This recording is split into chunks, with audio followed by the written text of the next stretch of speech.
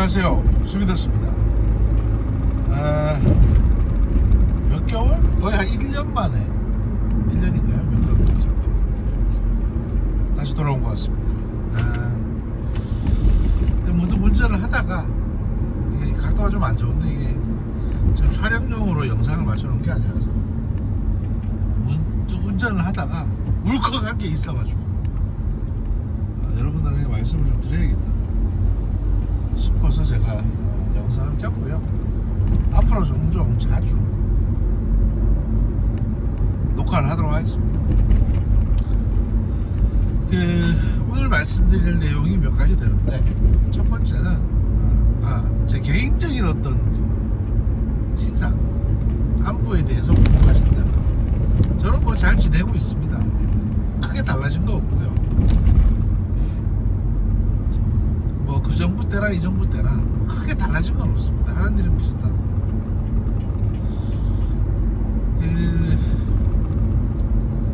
요번에 이제 호르무즈 해협 관련해서 사고가 났지 않습니까? 피격을 당했습니다. 뭐 한국 정부는 이걸 피격이라고 인정하고 있지 않은데, 아니 그 미사일에 맞았어요. 미사일에 맞았고 이게 RPG인지 뭐 고속도로에서 사용하는 소형 미사일인지 모르겠어요. 아마 RPG일 가능성이 높다고 합니다. 현재로서는 이게 대한미사일급이었으면 그렇게 순간 진화라든지 뭐 경칩이 됐을 가능성이 높아요.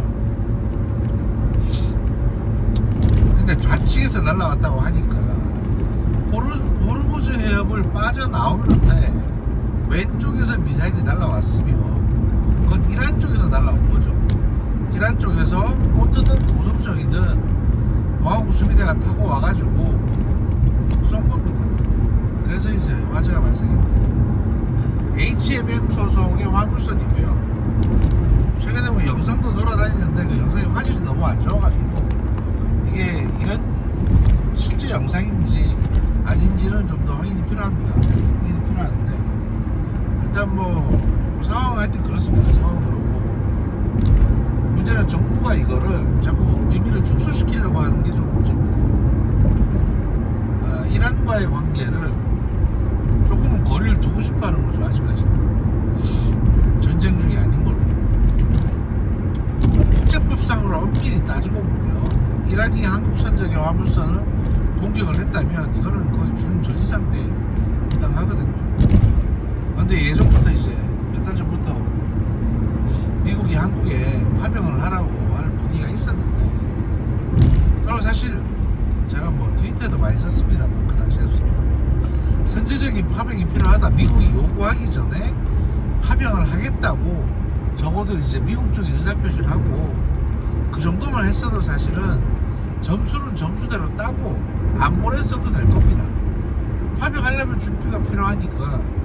근데 미국이 파병을 요청해달라고 말하는 직전 상태가 언제냐 하면 한 2달 전이었거든요.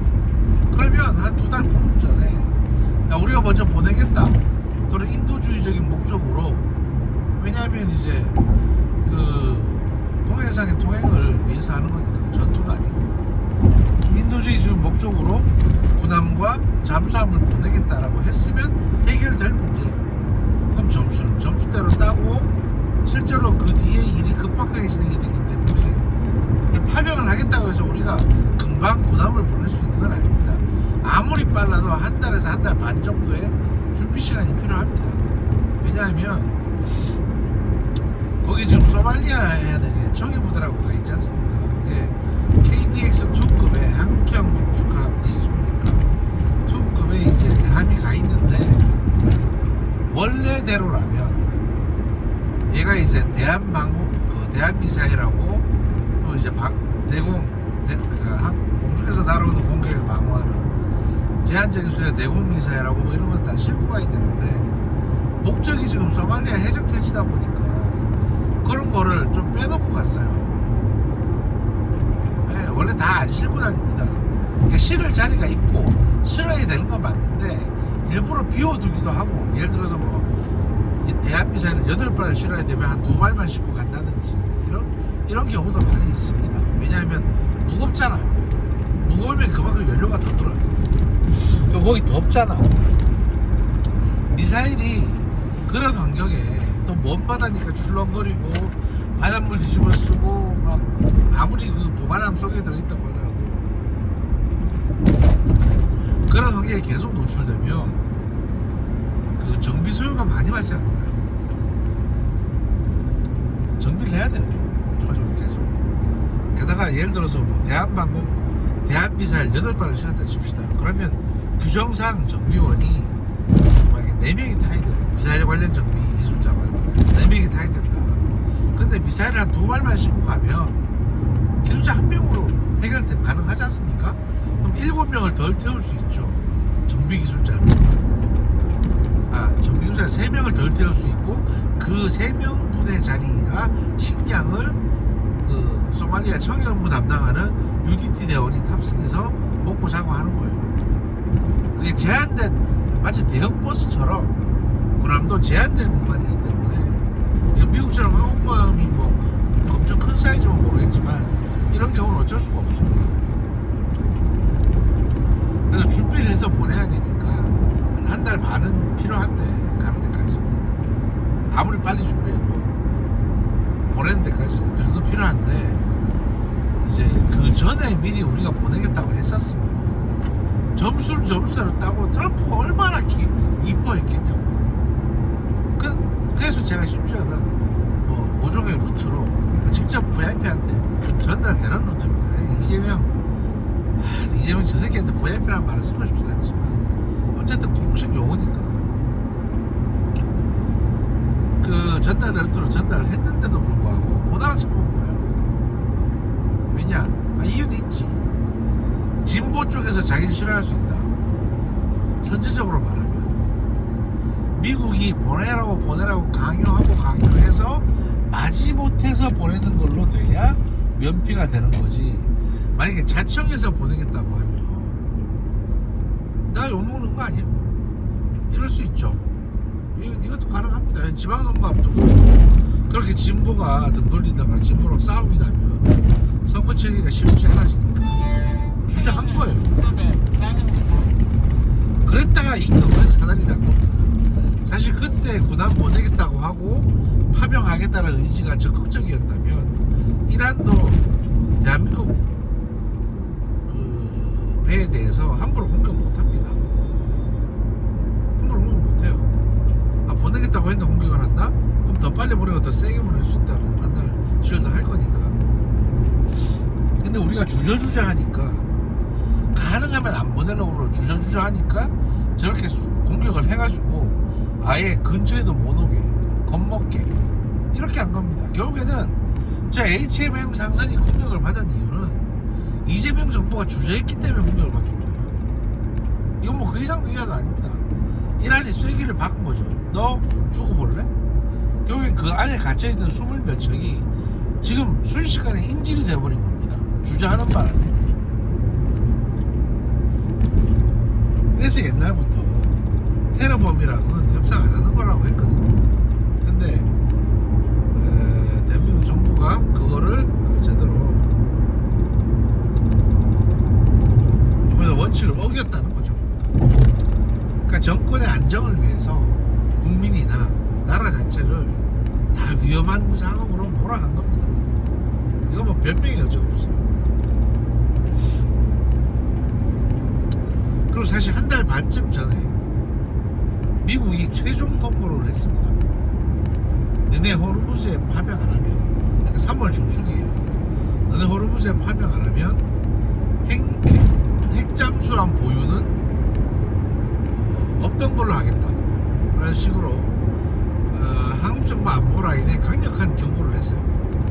그래서 한국정부가 보낼 수밖에 없겠다. 그리고 체념을 하고 한 달 반 동안 준비를 하고 있었습니다.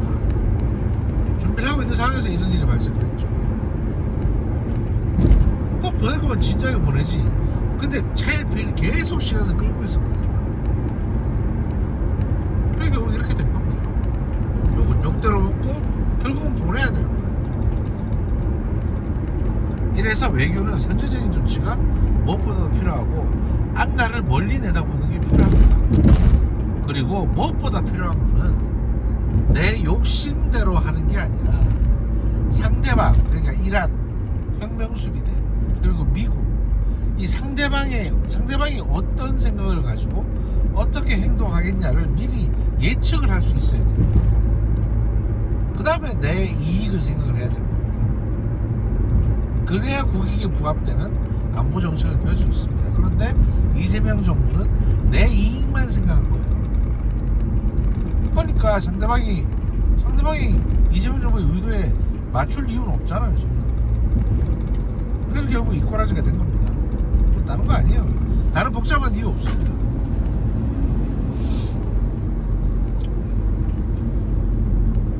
제가 한 달 반쯤 전에도 3월 말경에도 뭐라고 했냐면 이제 3월 초쯤에 제안서를 냈을 때도 보내라, 군함 보내고 가능한 뭐 독도함을 보내든지 좀 크게 존재감 있게, 거긴 헬기도 많이 탑재할 수 있으니까 괜찮거든요. 아니면은 뭐 저기 이지스 군함을 보내는데 정조대왕급으로 이제 좀 디카번쩍급으로 보내는데 잠수함도 한 두세 척 같이 딸려 보내서 이제 호위를 하게 하고, 또 지금 사우디나 UAE가 한국 잠수함을 수입하고 싶어 합니다. 그 3,000톤급 SRBM이 탑재되어 있는. 왜냐면 자기들이 요번 전쟁을 겪다 보니까 야, 이거 이란에 대한 보복 수단이 없다 라는 데 대해서 심각한 우려를, 고민을 느꼈다는 거예요. 그래서 사우디도 그렇고 UAE도 그렇고 뭐 KF-21도 수입한다고 하는데 그보다도 우선해서 잠수함을 수입할 이런 제안을 이제 한국 정부에 했다라는 이제 정보가 돌고 있습니다. 그래서 이제 그 홍보차 잠수함 3,000톤급 하나 보내가지고, 3,000톤급 하나 지금 캐나다가 있거든요. 우리가 지금 3척이 작전 중인데 그 중에 한 척을 중동으로 보내서 거기 구경도 시켜주고 세일즈도 하고 또 실제 작전도 하고 금방 돌아오면 되죠. 그렇게 하면 되는데 그걸 안 해요. 주저주저 하는 거죠. 그러니까 군사 분야에 대해서 문외한이다 보니 감각이, 군사 외교라는 데 대해서, 또 방산 세일즈라는 데 대해서 감각이 없는 겁니다, 현 정부가. 이거는 사실 좀 심각한 문제입니다. 심각한 문제고, 그 두 번째 이슈는요, 그 조국 관련 건입니다. 조국과 한동훈. 사실 요번에 그 조국과 한동훈이 정치 생명에 대위기를 맞았습니다. 요번 이제 국회의원 선거에서 떨어지면 그냥 둘은 정치 생명 끝나는 겁니다. 무슨 대권 후보야, 보궐선거에서 떨어졌는데. 게다가 자기 앞마당에서 떨어진 게 되니까 더 그렇죠. 그럼 사실 지금 나오면 안 되는 거였어요. 좀 더 있다가 나왔어야 되거든요, 존재감을 부각하려면. 근데 지금 그것도 제대로 안 됐고 너무 일찍 나와버렸고 이런저런 문제들이 발생을 했습니다. 무엇보다 이제 일단 뭐 한동훈부터 얘기를 말씀드리자면, 한동훈은 사실 이 양반이 되게 성격이 급해요. 뭐 조급합니다. 조급해가지고 사실 어떻게 해야 되냐 하면 그냥 미국에 유학을 한 1, 2년 갔다 오든지, 아니면 잠시 정계 은퇴했다 그러고 한 1년 정도 쉬어야 됩니다. 쉬면서 글이나 좀 쓰고 사람들 만나고 이랬어야 되는데 자꾸 정신을 하려고 들어요. 자꾸 뭘 해야 되겠다. 그게 지금 이제 와서 저기 뭐 국회의원 하겠다 뭐 이런 거 하셨잖아요. 차라리 그럴 거면 그냥 경기도의사 나가지. 경기도의사 보니까 무주공산인데 추미애를 못 이기겠어요, 한동훈이? 근데 경기도의사 같은 거 못 나가고, 경기도의사 하면 자기 밑에 사람들 앉힐 수 있거든요. 근데 그거 안 하고 국회 들어오겠다고 부산 보궐선거에, 그것도 안전빵이라고 부산에 출마했다가 지금 양쪽으로 사면초가에 몰렸습니다. 그만큼 정치 감각이 없다는 얘기예요. 그 측근들도 그렇고 김조용이나 이런 사람들 대충 그 나물에 그 밥이거든요. 하나같이 다 정치 백수들이지 뭐. 그러니까 이제 한동훈은 지금 사실 이번에 당선이 쉽지 않아요. 국힘에서 일단 양보할 생각이 없고 뭐 박민식 의원도 단일화할 생각이 없어 보입니다. 한동훈에 대해서.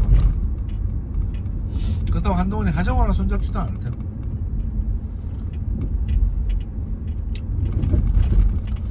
그래서 그 조국 같은 경우는 더 심각합니다.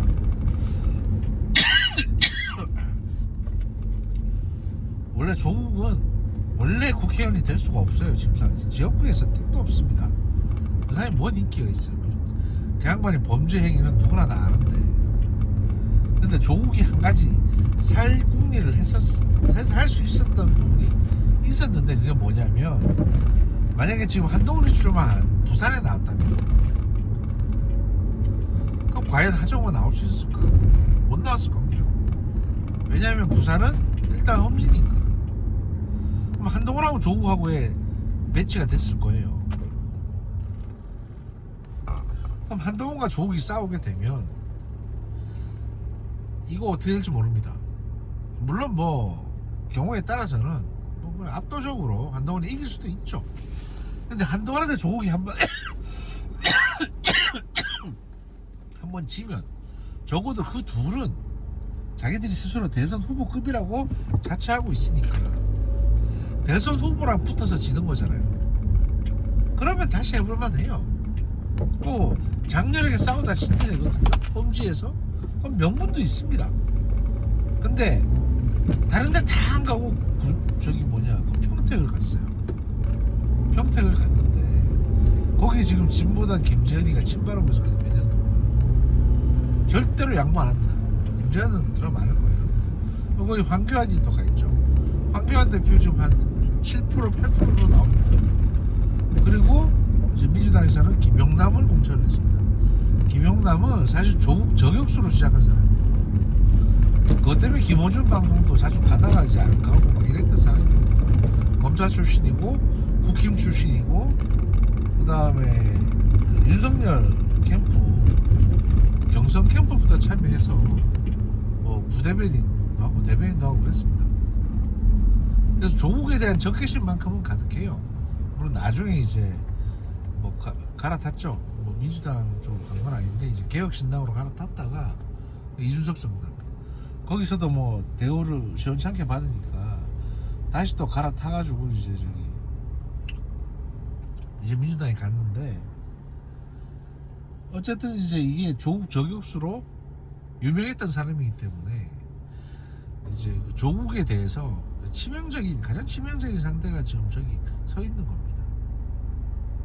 그리고 조국은 사실 말하면 어디 가도 그렇게 환영받는 존재는 아닙니다. 본인이 지은 죄는 표창장 하나가 아니잖아요. 입시 비리부터 시작해서 수많은 죄가 있습니다. 문서 위조. 사람들이 모를 것 같아서 다 알아요. 다 아는데 일단 저러고 앉았고 무엇보다도 조국이 가장 괘씸하게 사람들이 조국에 대해서 가장 괘씸하게 생각하는 부분이 뭐냐면 그 어떤 사람이라도 사과를 했어요. 죄를 졌으면 예를 들어 송영길이든 뭐든 간에 그 뭐 죄송하다 재판 성실히 받겠다 어쩌고 저쩌고 사과를 했는데 조국은 처음부터 끝까지 사과 한마디도 안 하고 재판도 성실하게 받은 적이 한 번도 없습니다. 다 묵비권 행사했습니다.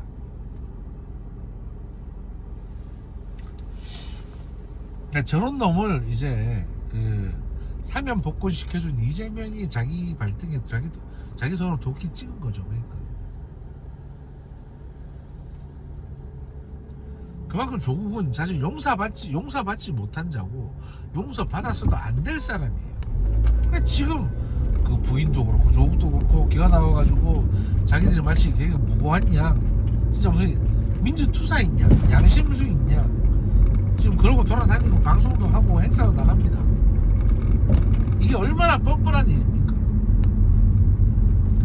한국 사람들이 이중성이 있어요. 이중성이 있는데 한국 사람들이 가장 못 견디는 게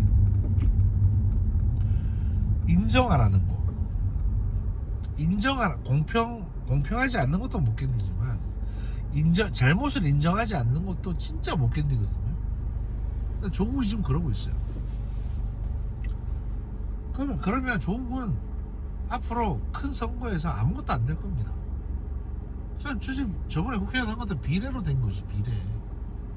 그러니까 전국에서는 그 사람 비례대표 만들어줄 만큼 표를 모을 수 있겠죠. 전국에 뭐 서초동에 모인 그 허접한 것들이 전국에다 퍼져있을 테니까. 하지만 특정 지역구 평택에 조국 빠순이가 몇 명이나 될 것 같으세요? 결코 당선권만큼은 존재하지 않아요. 그러니까 바보짓 하는 겁니다. 출마를 하지 말았어야 되고, 일단은 출마를 하더라도 장렬하게 전사할 수 있는 의미 있는데 출마를 했었어야 됩니다. 그럼 뭐 경기도지사를 나오든지 서울시장을 나가든지 그랬어야죠. 근데 꼴랑 추미애가 하던 평택 지역에 출마를 했는데 거기도 사실은 진보나 뭐 보수 다 혼재되어 있는 상황이거든요. 결코 녹록치가 않을 겁니다, 그 지역은. 그리고 유이동 의원이라고 이제 국힘 의원이 거기 출마했어요. 아마 황교안 대표가 지금 8% 정도 나오는데 유이동이랑 합치면 유이동이 이길 수 있습니다, 다른 모든 후보들은. 유이동도 똑똑한 사람이거든요. 그럼 황교안도 바보가 아니기 때문에 자기 때문에 보수가 졌다는 소리 듣기 싫어서라도 결정적인 순간이 되면 유이동한테 양보할 거예요. 뭐 지지율 20%가 넘어가지 못하면, 특정 시점까지 지지율 20%가 넘지 못하면 양보하는 게 맞죠. 아니면 괜히 그러니까 노회찬 꼴하지 날 수 있거든요. 이준석이나 노회찬 꼴. 저 새끼 때문에 떨어졌다, 이래 될 수 있는 겁니다. 그거야말로 진짜 정치 은퇴각이니까 그런 짓은 못하는 거죠. 지는 걸 알면서도 출마해야 되는 경우가 있는데, 한동훈이나 조국은 이제 그 자체를 지금 세팅을 잘못했다 라는 말씀을 드리고 싶습니다. 말이 더 길어질 것 같으니까 오늘 여기까지 하고요. 조만간 다시 다른 주제로 뵙도록 하겠습니다. 감사합니다.